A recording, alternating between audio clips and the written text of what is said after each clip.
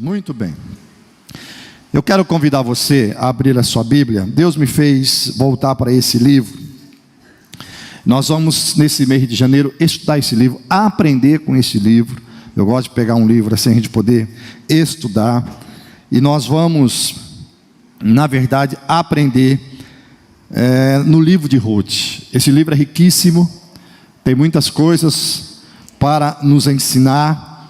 Muitas coisas, e às vezes nós pregamos ele, eu já preguei ele uma vez em um culto, você prega, você acelera, você consegue pregar, são 4 capítulos, né, você consegue ministrar, mas eu quero ir paulatinamente, aprendendo aquilo que Deus tem para nos ensinar no livro de Ruth. Eu tenho certeza que você será fortalecido com aquilo que Deus tem para nos ensinar.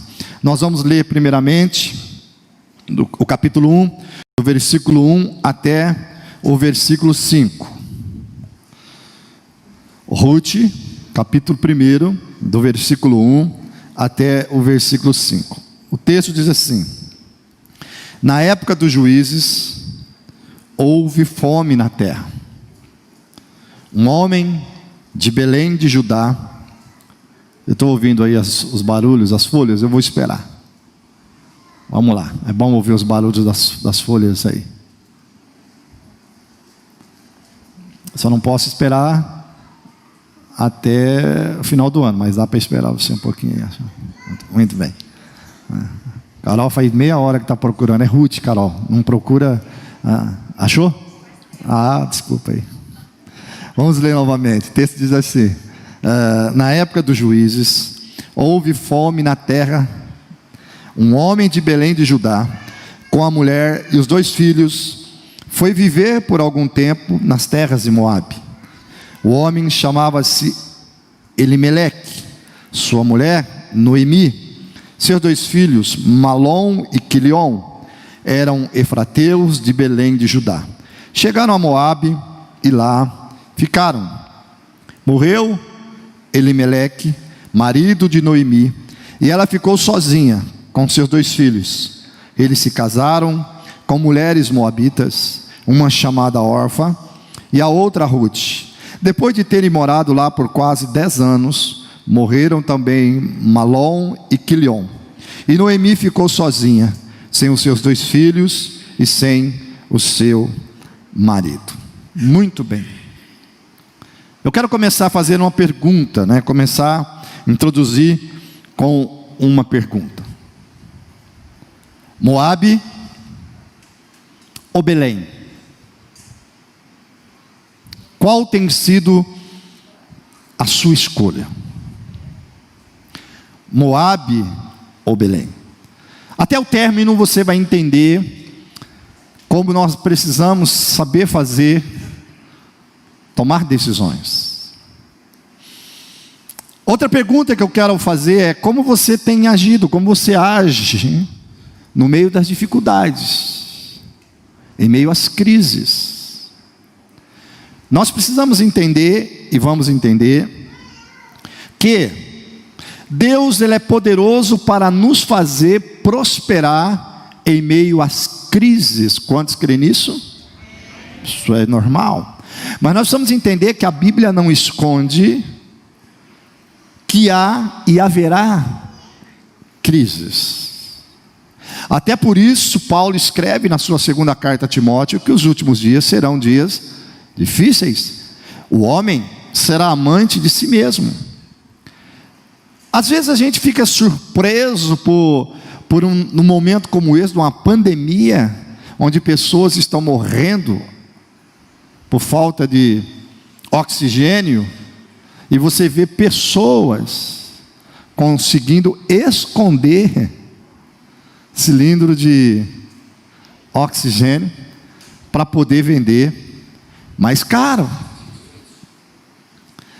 A gente consegue ver no meio de uma crise como essa que estamos, onde pessoas estão morrendo, pessoas desviando verbas, desviando dinheiro que deveria ser usado para salvar vidas.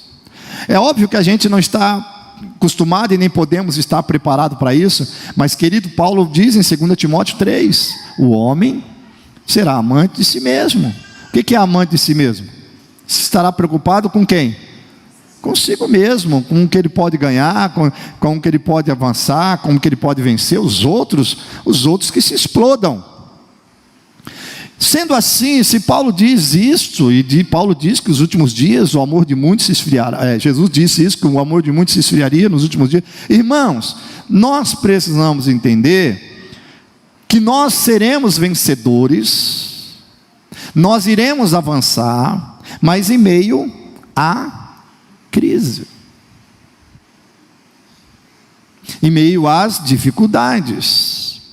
Há um tempo atrás eu ministrei uma palavra, há muito tempo atrás, nem me lembro, sobre Daniel capítulo 3, enquanto o pastor Vladimir pregava aqui num dos 6 dias de batalha, acho que foi na segunda-feira, eu me lembrava, enquanto ele ministrava, eu me lembrava de um texto, daquele texto que ele pregou, Daniel 3, eu me lembrava de 3 homens, Sadraque, Mesaque e Abednego, que ele usa ali, que Deus muitas vezes permite, permite as crises. Eu vou dizer uma coisa aqui muito simples e muito interessante, que às vezes as crises que nós enfrentamos, não é para provar a minha fé e nem a tua fé, porque Deus já conhece a nossa fé, mas Deus muitas vezes permite uma crise para que quem esteja ao lado ou ao nosso redor seja impactado por algo que possa fazer com que essa pessoa também retorne ou entenda o conhecimento, ou descubra o conhecimento do Deus eterno. Quando você vai em Daniel, por exemplo, nesse capítulo, você vai perceber que Sadraque, Mesaque e Abednego, a fé deles não precisava ser provada, porque antes deles ser lançados na fornalha, eles já haviam declarado para Nabucodonosor: nós não vamos nos curvar, se o Senhor quiser, Ele vem nos libertar, se Ele não quiser. Ou seja, eles estavam convictos da fé deles. Então penso eu que Deus não estava provando a fé de Sadraque, Mesaque e Abednego, porque Deus já conhecia. Deus então trabalha de uma outra maneira, onde Nabucodonosor, depois do que acontece com Sadraque, Mesaque e Abednego, Nabucodonosor reconhece a soberania e o poderio de Deus. Segundo, após a vitória dos 3, os 3 recebem um adjetivo que antes, quando vão apresentar ele para o rei, diz assim: olha, existe aí alguns judeus, porque eles estavam sendo levados, eles haviam sido levados ao cativeiro, escravo, ninguém conhecia a eles de verdade. Mas então o que diz o texto? Eles foram apresentados: existe aí alguns judeus que não vão se prostrar diante da imagem. Quando eles saem, escute isso que é simples, mas muito importante. Quando eles saem da fornalha, do meio das chamas, e Nabucodonosor vê o 4º homem, observa o quarto homem, Nabucodonosor chega e expressa algo que me encanta o coração. Ele diz assim: Sadraque, Mesaque e Abednego, servos do Deus Altíssimo. Perceba que mudou o adjetivo. De alguns homens, eles foram reconhecidos como servos do Deus Altíssimo. E você vai ver, quando você entende o texto, que por último eles foram colocados numa posição de destaque. Por quê? Porque a posição de destaque, meu irmão, é o que menos importa. O que mais importa na vida de um homem de Deus é ver Deus sendo glorificado. Então hoje nós invertemos isso. Então as crises elas vão existir. Abraão passou por crise. Homens de Deus, Jacó passou por crises. Homens de Deus, Paulo enfrentou crises. Então nós precisamos entender que iremos vencer, que iremos avançar, que iremos prosperar, como foi falado nesses 6 dias, mas nenhum deles diz que nós viveríamos dias de tranquilidade. Todos, nas adversidades, o Senhor irá nos fazer avançar. Então a pergunta é: se haverá crise, se haverá adversidade, qual deve ser e qual tem sido a sua decisão? Moabe ou Belém?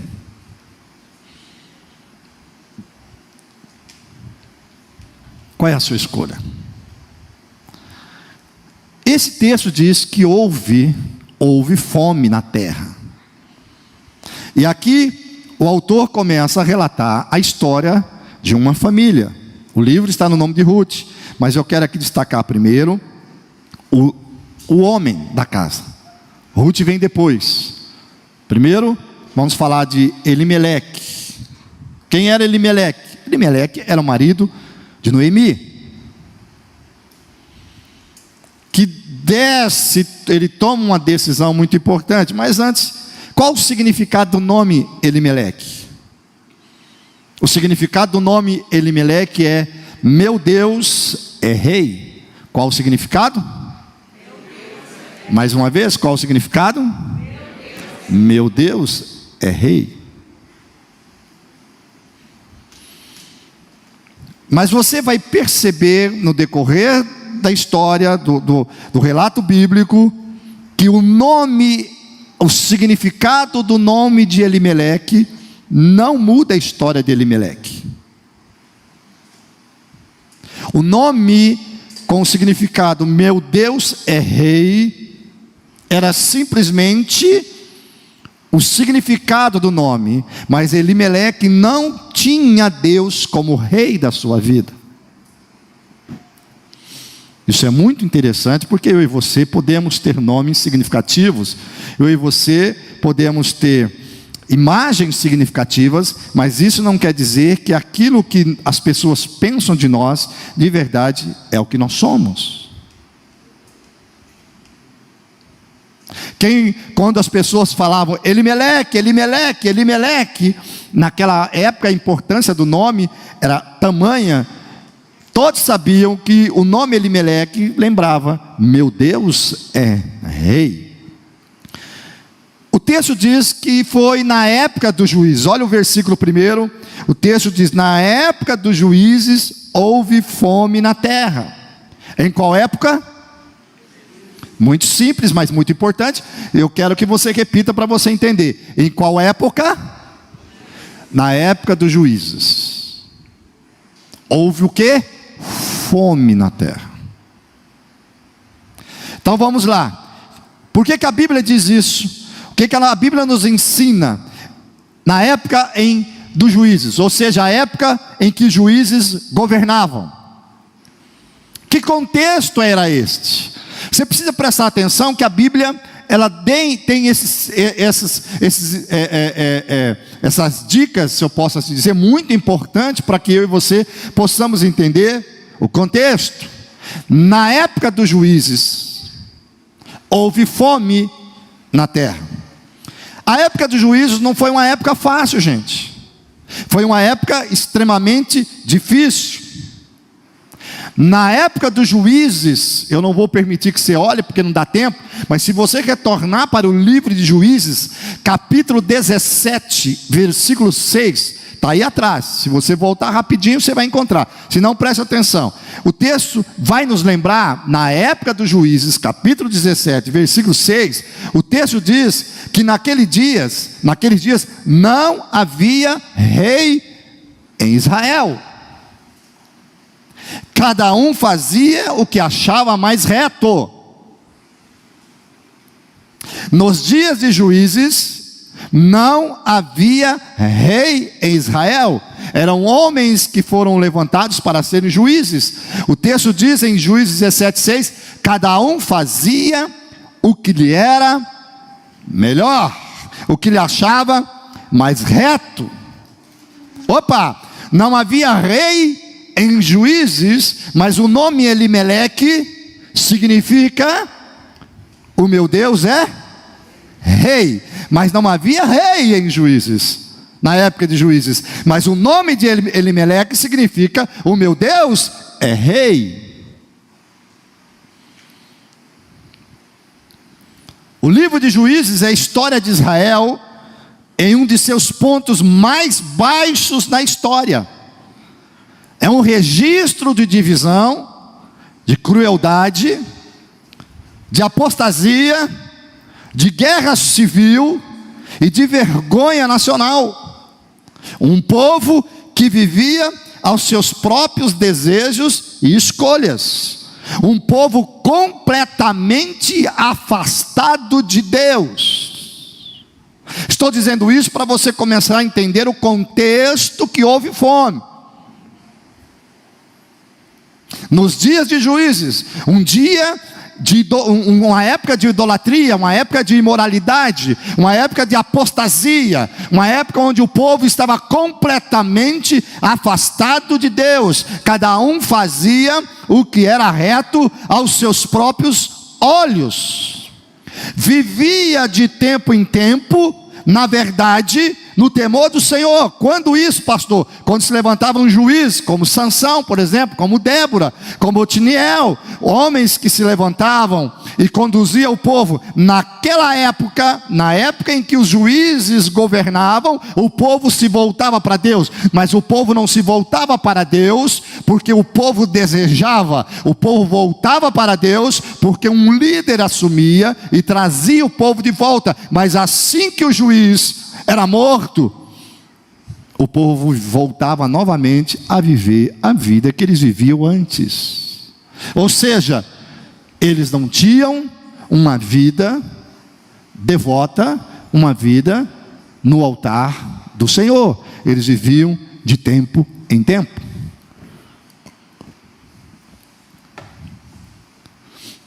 Não sabemos em que tempo da história de Juízes que entra a história de Ruth, mas a verdade é que entra.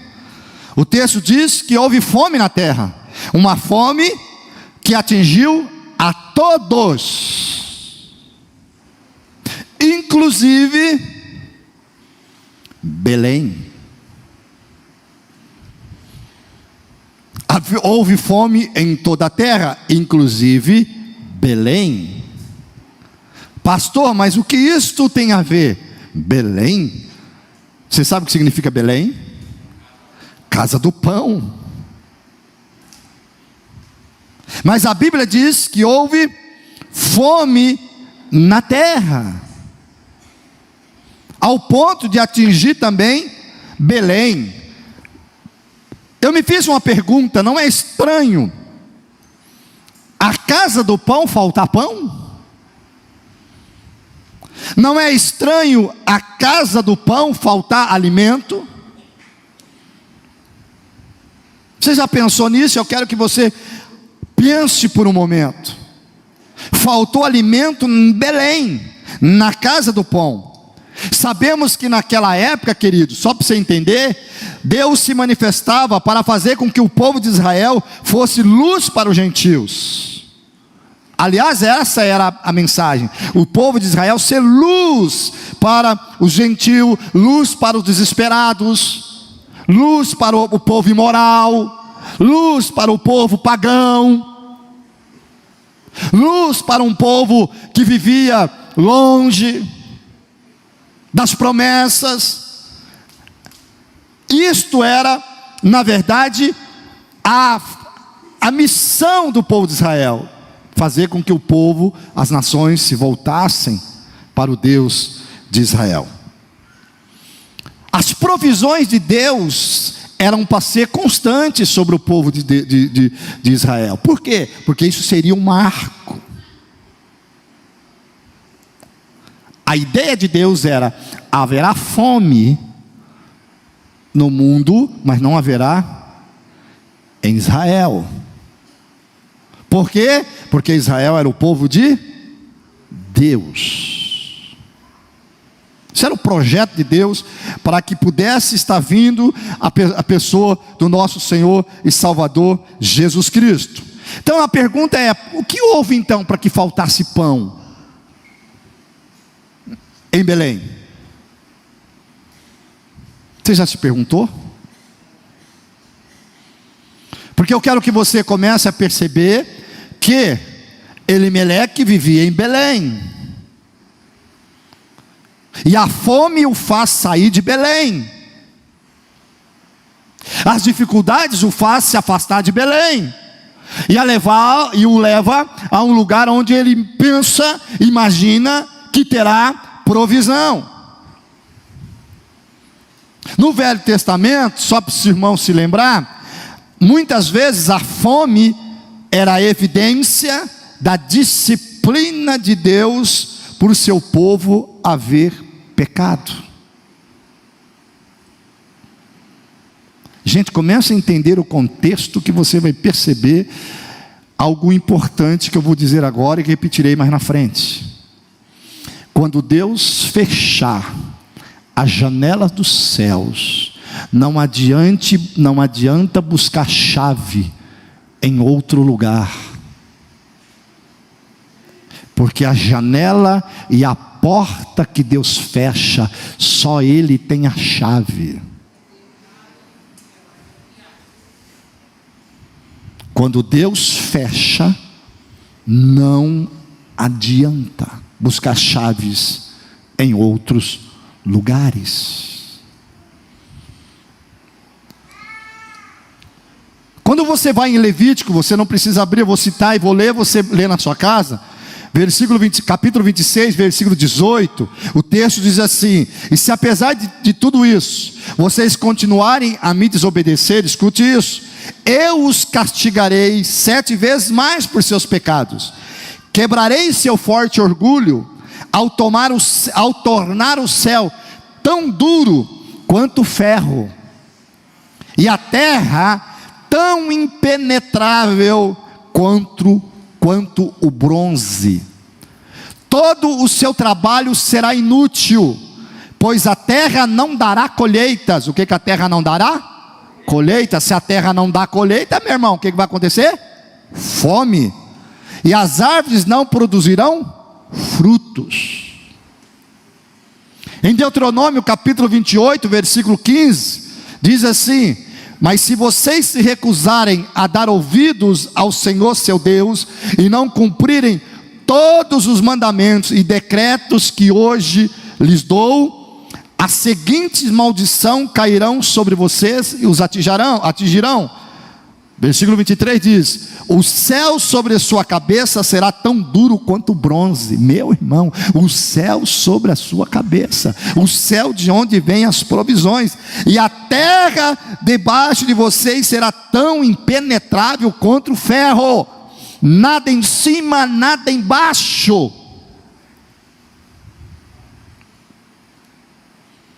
O Senhor, agora escute isso: o Senhor transformará em pó a chuva que rega a sua terra, e cinzas cairão do céu até que vocês sejam destruídos. Então você percebe que na época dos juízes, o povo estava completamente afastado de Deus. Quando você vai em Juízes capítulo 2, versículo 10, você vai encontrar esse texto que diz assim, ó: depois daquela geração, depois que aquela geração morreu, geração de Josué, Caleb, e se reuniu aos seus antepassados, surgiu uma nova geração que não conhecia o Senhor, nem tinha visto as grandes coisas que Ele havia feito por Israel. Aí você começa a entender a época dos juízes, a época da fome, a época da não provisão de Deus, a época em que os céus não se abrem, a época em que a terra não produz. Eu não vou generalizar e não quero isto, mas deixa eu dizer uma coisa: há momentos que o céu se fecha sobre a vida de um homem, de uma mulher de Deus, há momento em que a terra seca, e aí que entra a nossa questão: o que vamos fazer? Muitas vezes nós queremos buscar soluções, quando na verdade nós precisamos pedir que o Espírito do Senhor faça algo em nossas vidas, para saber como nós estamos andando com Deus.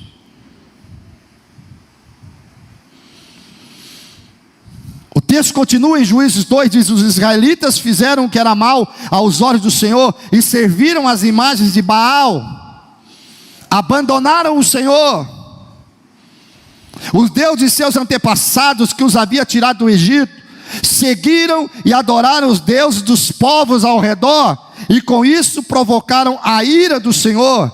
Abandonaram o Senhor para servir a Baal e as imagens de Astarote.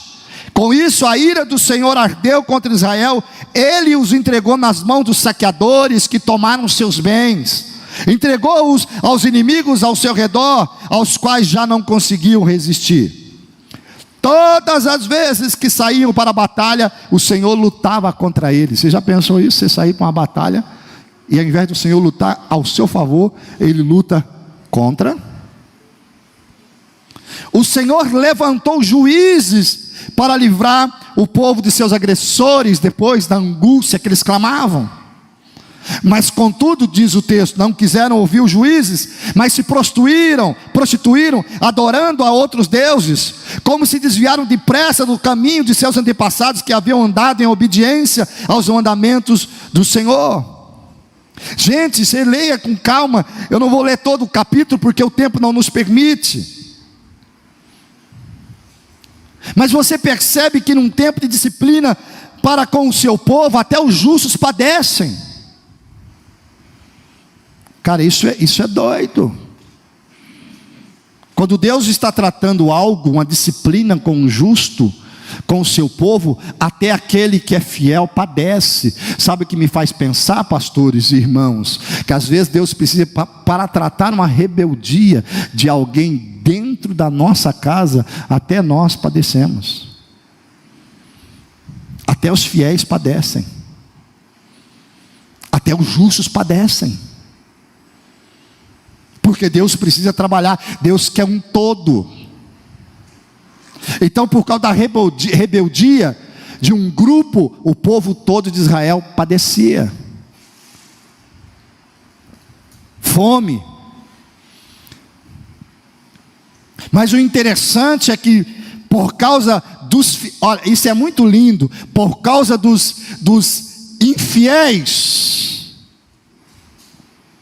Deus disciplina o seu povo, mas por causa dos fiéis, Deus no tempo certo, Ele muda essa situação. Eu vou repetir que isso é muito simples, mas é importante para mim e para a tua vida. Por causa dos infiéis, Deus disciplina, e Deus permite por um tempo que o céu se torne em bronze, e a terra infrutífera, mas por causa dos fiéis, após esse tempo, Deus abre a janela dos céus e faz com que aquilo que era bronze se torne abundância. Você pode dizer amém? Por isso que a Bíblia fala que o choro pode durar uma noite, mas a alegria do Senhor vem pelo amanhã. Entenda que aqui não é uma noite, pode ser uma noite literal, mas na verdade aqui é um tempo. Há um tempo de choro, há um tempo de lágrimas, mas há um tempo da alegria. Foi o próprio Jesus que disse em João 16 para os seus discípulos: as vossas lágrimas, a vossa tristeza será transformada em alegria. Guarde isto: a vossa tristeza será transformada em alegria. Há uma tristeza, há uma alegria, e entre a tristeza e a alegria há um transformar, mas ele não disse quando seria que haveria a transformação. Ele só disse que a tristeza se transformaria em alegria. O que eu entendo aqui, que entre a tristeza e a alegria haverá o tempo das lágrimas, mas entre a tristeza e a alegria haverá o tempo da transformação. Que Deus entra com a sua providência. A pergunta é: como eu vou viver esse tempo, irmãos? Foi nesse cenário de dificuldades que levanta Elimeleque,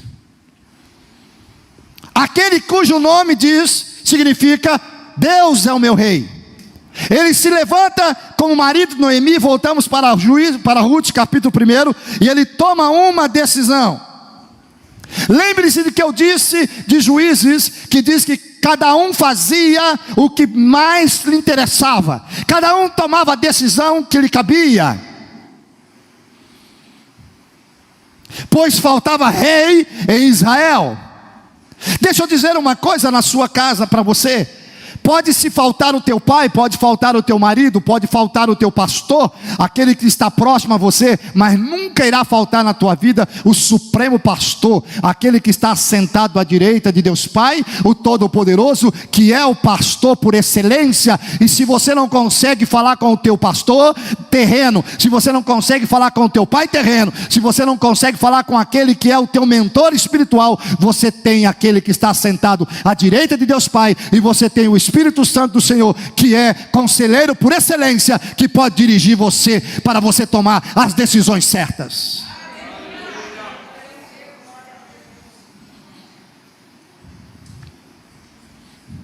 Foi nesse cenário que Elimeleque toma a sua decisão. E ele decide então.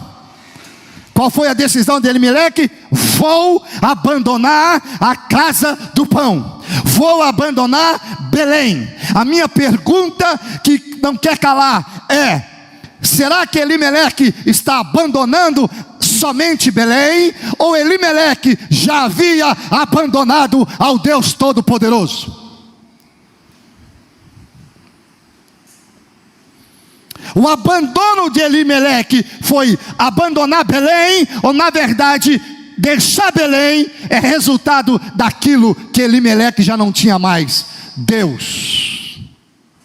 Porque não adianta você ter a casa do pão e não crer que existe um padeiro que pode fazer o pão, que pode botar o trigo.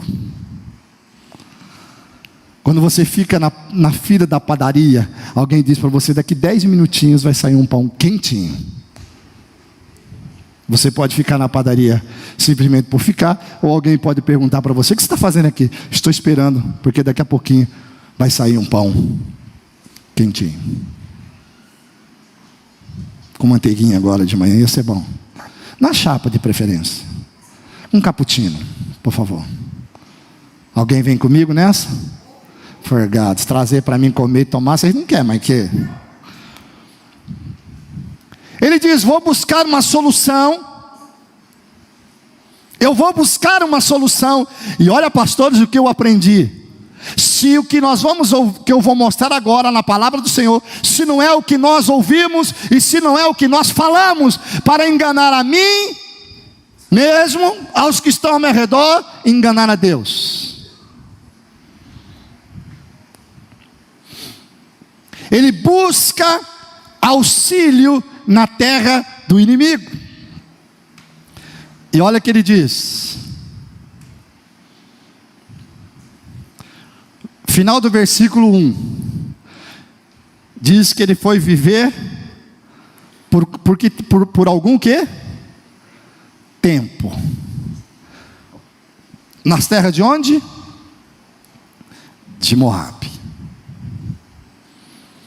Olha que interessante.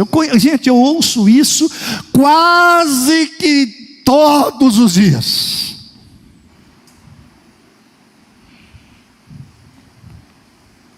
É só por um tempo, pastor.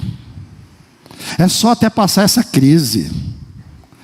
Eu só vou abandonar a casa do pão por um tempinho. Eu só vou trabalhar 24 horas só por um tempinho, pastor. É só passar essa crise. É só por algum tempinho.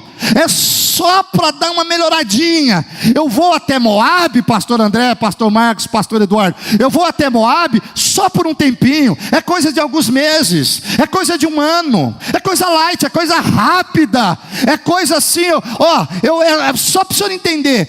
Eu fiz uma compra, eu comprei isso, eu comprei aquilo outro, eu fiz isso. Então eu preciso acertar isso aqui, sabe? É só um tempinho. E esse tempinho está te afastando da casa do pão.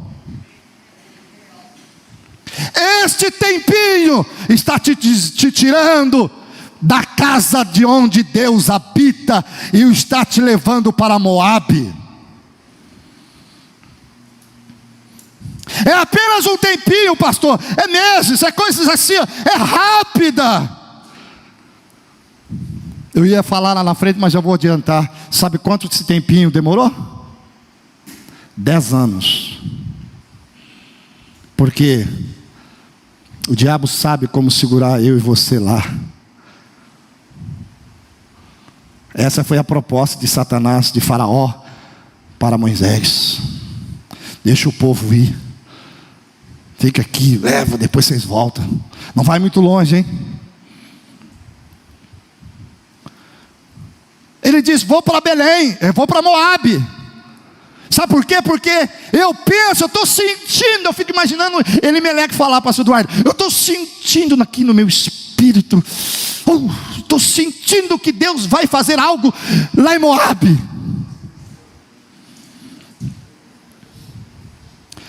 Sabe, pastor, eu fico imaginando Elimeleque sentado comigo. Sabe, pastor, Deus está vendo o meu coração. Deus vai entender, pastores. Deus vai entender. Deus está vendo o meu coração. Deus está vendo o meu coração. Deus está vendo que eu sou sincero, Carol. Júlia, Deus está vendo, há uma sinceridade dentro do meu coração. Pastor, é só por um tempo. Logo eu volto. É apenas por um tempo. Versículo 4, depois você vai ler. 10 anos eles ficaram morando lá. Isso me ensina algumas coisas que de maneira rápida eu quero avançar. Sempre que queremos justificar decisões que sabemos que são contrárias aos nossos princípios, declaramos essa frase, é só por um tempo.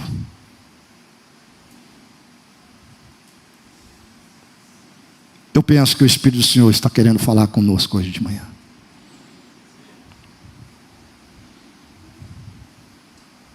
É só por um tempo.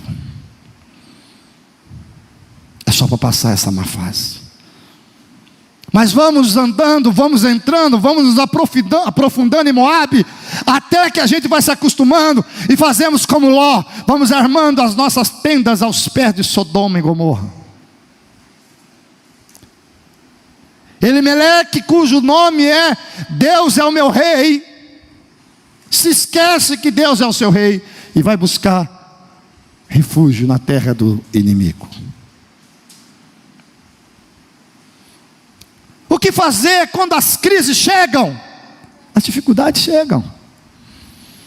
Eu aguardo em Belém, choro em Belém, junto-me com os outros profetas, os homens que estão sofrendo, e fico ali aguardando o tempo do Senhor, mas eu estou debaixo de uma promessa, eu estou em Belém, ou eu fujo para buscar uma solução, mesmo que a minha decisão me leva a me afastar de Deus e das suas promessas.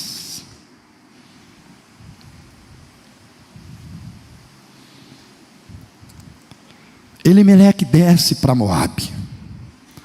Quem eram os moabitas? Simples, eu vou ser sucinto e vou te explicar rapidamente.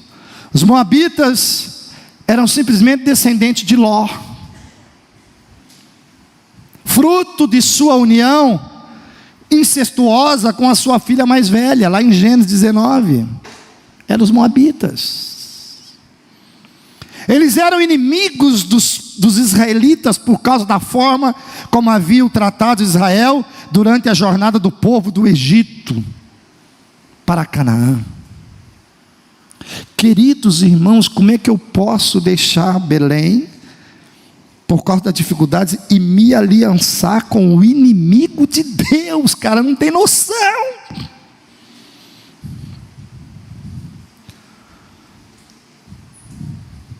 Como é que eu posso negociar princípios por causa da crise?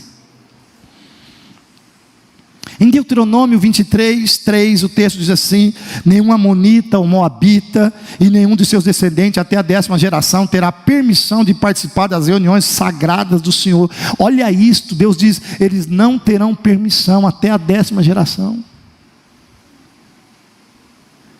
Não tem permissão, não vão cultuar, não vão participar de reuniões santas. E para onde eu vou? Justamente para onde eu não posso adorar a Deus.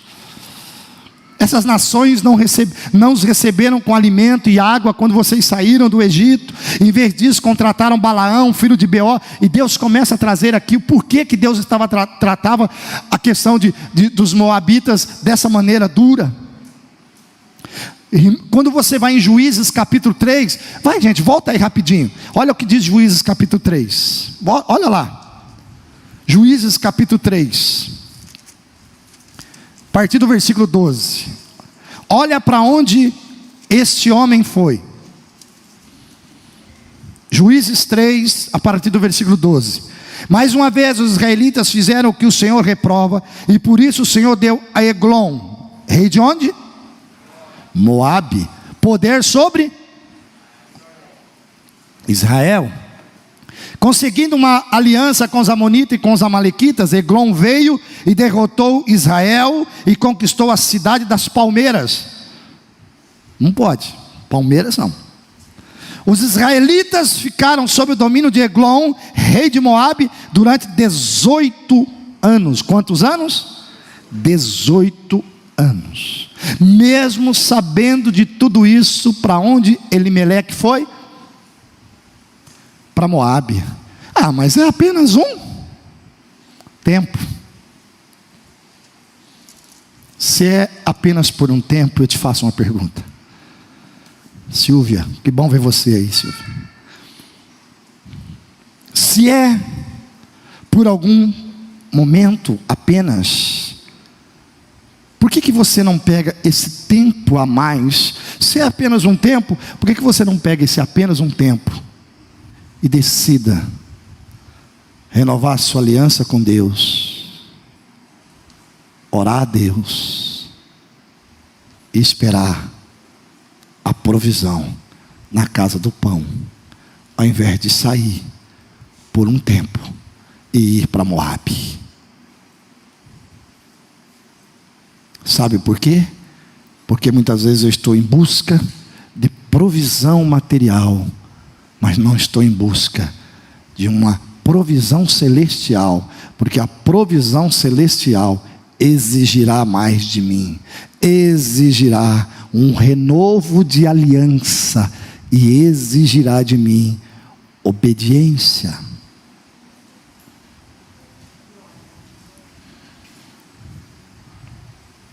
Então eu vou para Moabe.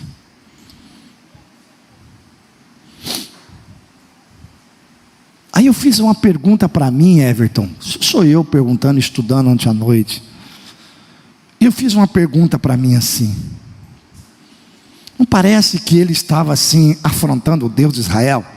Não parece, pastor Eduardo, que ele está assim afrontando e falando assim: eu vou para Moabe, porque o Senhor não está provendo. Já que o Senhor não está provendo, eu vou cuidar da minha vida.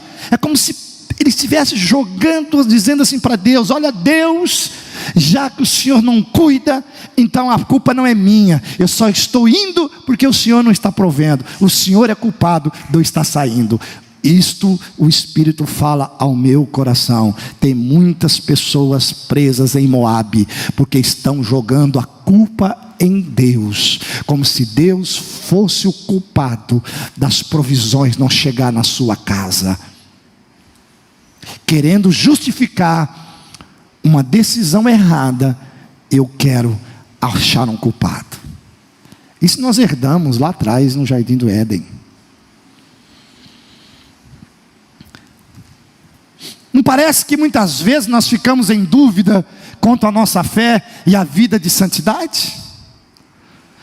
Aí enquanto eu pensava ontem, eu me lembrei do salmista no Salmo 73, quando ele diz assim: certamente Deus é bom para Israel, para os que têm coração puro. Quanto a mim, quase escorregaram e quase caí, pois tive inveja dos orgulhosos quando os vi prosperar, apesar da sua perversidade. Aí você vai no Salmo 73, versículo 12, o texto diz assim: veja como os perversos desfrutam uma vida tranquila, enquanto suas riquezas se multiplicam.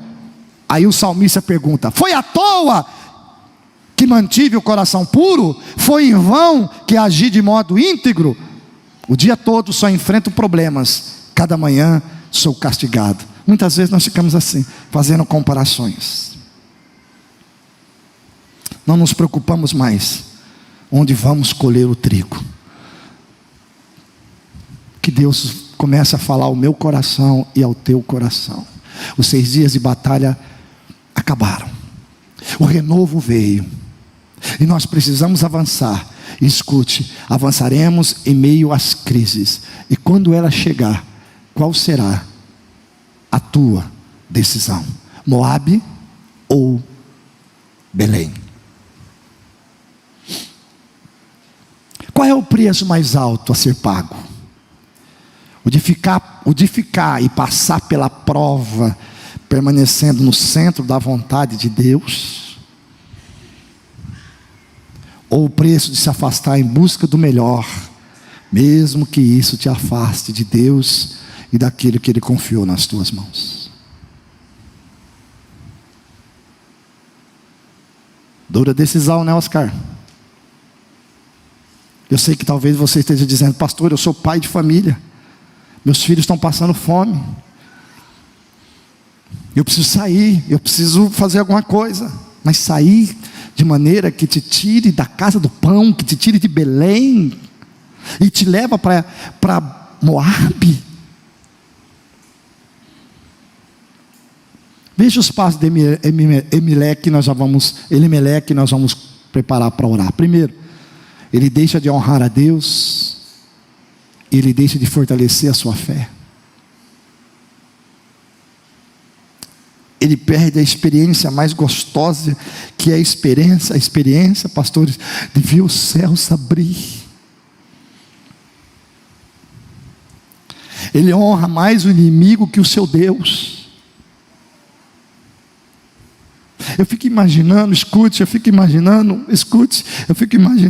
Elimelec descer com Ruth e seus filhos, chegar em Moabe, e as pessoas olharem o seu sotaque, olharem a sua maneira de ser, e falarem assim: mas você não é israelita? Você não acredita no Deus de Israel? Aqui nós servimos ao Deus Baal, nós servimos a outro. Aí você vai ter que responder assim: mas eu estou aqui só por um tempo. E lá está feio o negócio. O Deus de Israel não está resolvendo não. Eu vou ficar aqui só um pouquinho. Que coisa maluca. Que testemunho que eu dou.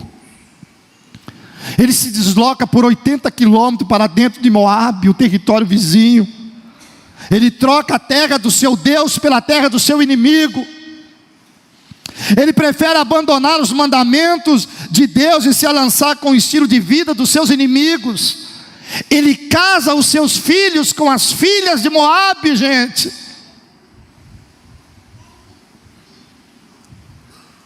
Ou seja, ele cria uma aliança com o inimigo. Ele pega seus filhos e casam com as filhas de Moabe. Isso era proibido diante da lei de Israel. Os israelitas eram proibidos de casar com mulheres gentias, especialmente Amon e Moabe.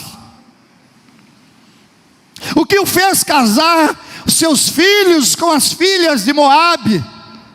Pergunto eu: seria a segurança que viria da aliança com seus inimigos? A gente vai fazendo aliança, e o diabo sabe como vai nos prendendo, e a gente vai gostando da situação.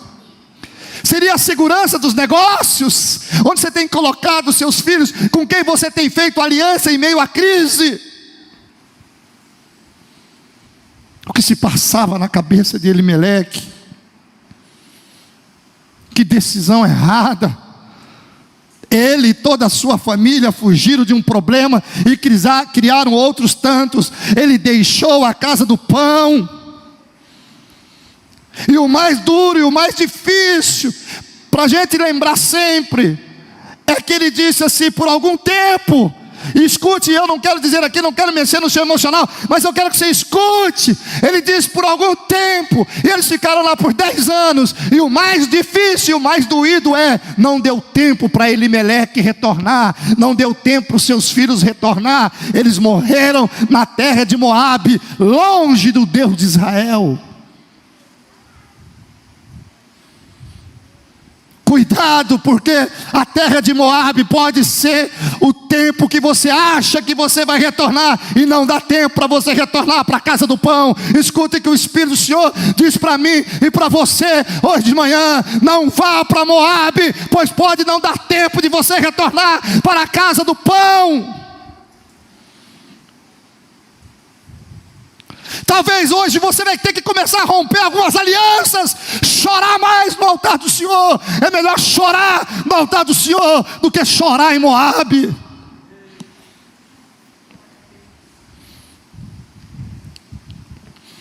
Isso é sério, gente.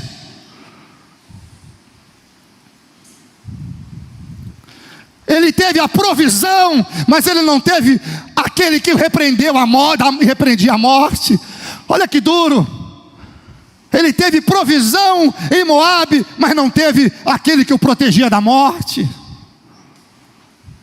A Bíblia não fala por que Elimeleque morreu, como seus filhos morreram. Não sabemos. Eu não sei. Eu não vou dizer aqui que foi um juízo de Deus. Não, até porque ele estava afastado do Senhor. Se você está afastado do Senhor, está vivendo da sua maneira, você está livre para receber aquilo que você planta. Que dura realidade. Ele morre, seus filhos morrem, e ele ainda deixa sua esposa e suas noras sem saber o que fazer.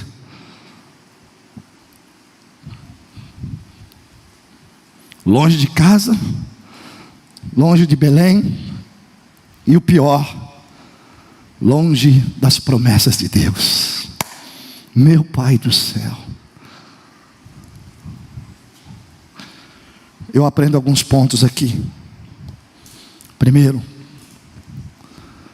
o desespero não pode te levar para longe das promessas de Deus.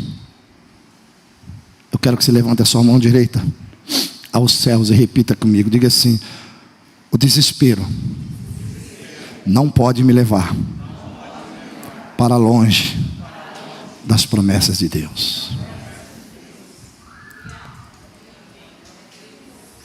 Segundo, o tempo escuro. Olha o que Deus falou ao meu coração. Talvez melhore essa frase, porque eu sou ruim disso, mas melhore aí. Mas Deus falou ao meu coração: o tempo escuro que Deus permite na minha vida e na sua vida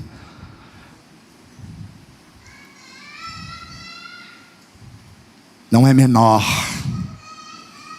do que o tempo de luz que brilha na terra do inimigo.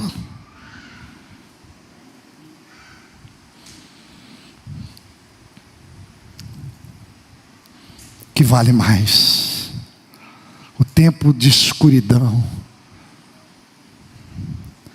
na casa do pão, ou as luzes na terra do inimigo? Terceiro, o silêncio de Deus não se compara com os alaridos da terra do inimigo. O silêncio de Deus não quer dizer que Deus se abandonou. E os alaridos da terra do inimigo não quer dizer que o inimigo te proteja. Quando estão entendendo isso hoje de manhã, pode dar um glória a Deus. O silêncio de Deus não se compara com os alaridos da terra do inimigo. O silêncio de Deus não quer dizer que Deus te abandonou. Ele está em silêncio, mas os olhos dele estão sobre você, sobre você. As mãos dele estão sobre você, sobre mim. Quantos recebem isso hoje de manhã e dá um glória a Deus? Irmão, não se iluda com as luzes de Moabe, e não se afaste da escuridão de Belém. Uma hora o gerador de Deus será ligado novamente, e a luz brilhará outra vez. A escassez que vem de Deus não deve ser comparada com a abundância que você encontra na terra do inimigo, porque a abundância que vem do inimigo você não sabe para onde te levará, mas a escassez que vem de Deus, você sabe sim. A escassez que vem de Deus te levará sempre para perto dele, mas a abundância do inimigo te levará para longe de Deus, a escassez de Deus o aproxima dele. Não queira buscar na terra no inimigo, guarde isso no teu coração. Não queira buscar na terra do inimigo as chaves das janelas que Deus fechou. Não queira buscar na terra do inimigo as chaves das janelas, das portas que Deus fechou. Na terra do inimigo não tem chaves que pode abrir as janelas dos céus. O inimigo pode abrir uma porta para você, uma janela para você, mas aquela porta que Deus fechou, nunca ele irá conseguir abrir, porque a chave está nas mãos do Deus eterno. E o que muda a tua história não é as portas que o inimigo abre, mas a que Deus abre. É melhor esperar em Deus do que buscar um aparente tempo de refrigério na terra do inimigo. Em Moabe, você pode encontrar pão que sacia o teu desejo físico, emocional, financeiro, profissional, mas nunca irá alcançar aquele alimento que sacia a tua fome espiritual. Em Moabe, você pode até encontrar a paz momentânea, mas você não terá o Deus da paz. Eu quero concluir convidando você, deixa eu tirar essa camisa que eu fico mais à vontade. Eu quero concluir levando você ao versículo 6. Falarei sobre isso hoje à noite.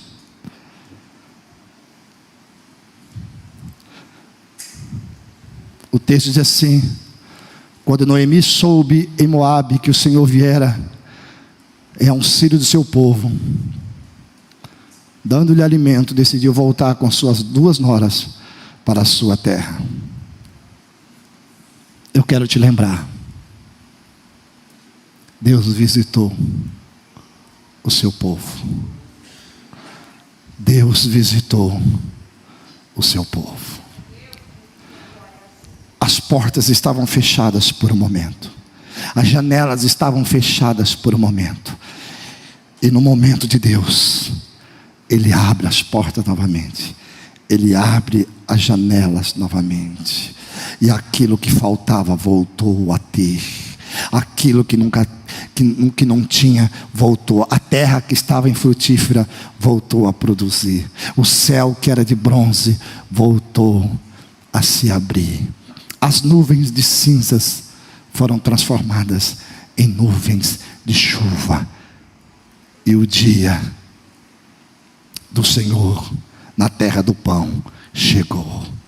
Deus ainda é Deus, Ele não esquecerá dos seus que o espera na casa do pão. Ele não irá esquecer de você que espera em Belém. E eu concluo só para você lembrar. Escute isso, gente. É simples, mas é importante. Noemi desce com Elimeleque, pastor, e está em Moabe. Deus não muda. Deus não visitou Noemi em Moabe. Deus visitou Belém. Se Noemi quisesse viver debaixo da bênção de Deus, ela sai de Moabe e volta para Belém, porque a promessa não estava em Moabe, a promessa estava em Belém. E quem quer viver a promessa de Deus, deixa Moabe, mesmo que seja debaixo de lágrimas, e volte para Belém, pois é em Belém que você terá a provisão de Deus.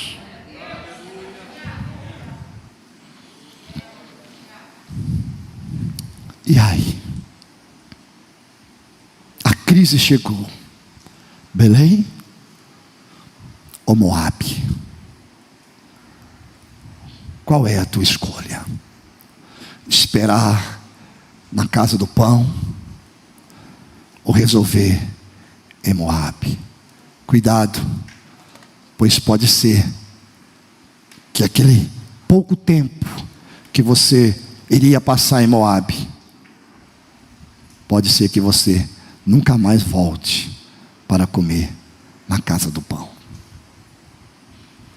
Que história. Eu falei: Deus, por que o Senhor quer ministrar o livro de Ruth ao meu coração? Eu sei que até o término desse mês, onde nós vamos estar estudando Ruth, Deus falará muito ao nosso coração. Nessa primeira mensagem, hoje de manhã: Belém ou Moabe? Qual será a sua escolha? Belém ou Moabe? Qual tem sido a sua escolha? Belém ou Moabe? Qual será a tua escolha? Em Moabe, você pode encontrar a provisão, mas talvez você não retorne mais. Em Belém, aquele que fechou a porta, aquele que fechou a janela do céu, Ele mesmo abrirá, e Ele há de suprir o que Ele tem te prometido. Fiquemos em pé e vamos orar.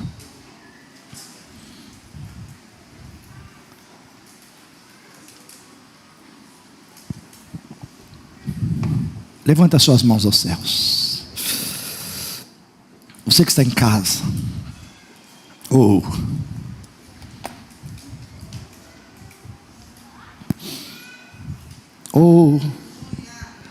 mantenha seus olhos fechados por um momento.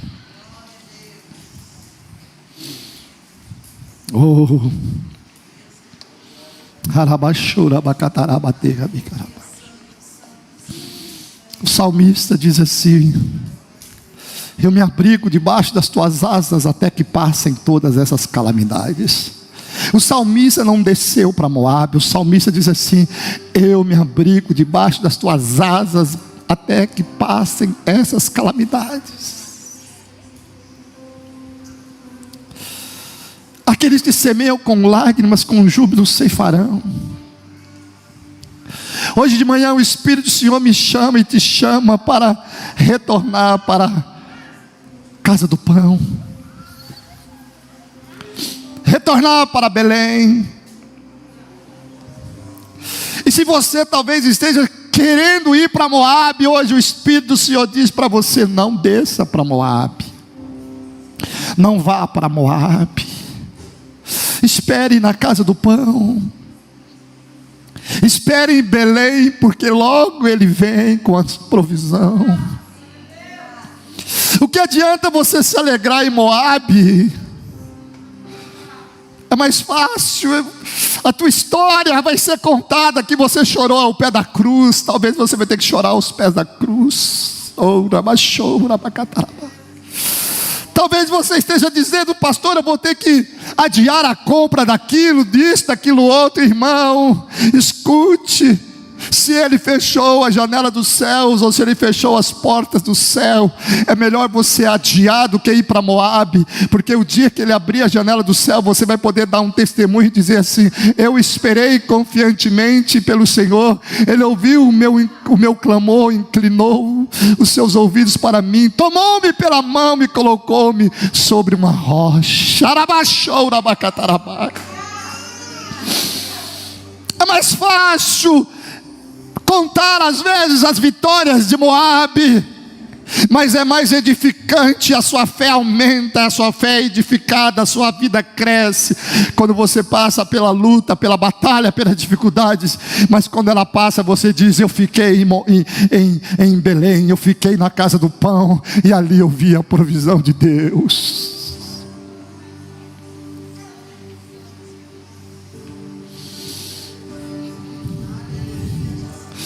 Se chorar, chora nos pés de Jesus.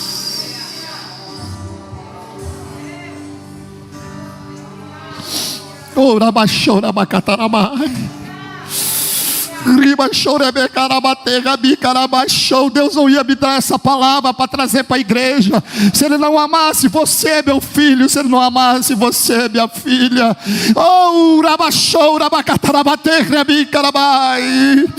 Se Você não está entendendo o que o Senhor está dizendo? Meu filho, volte para a casa do pão.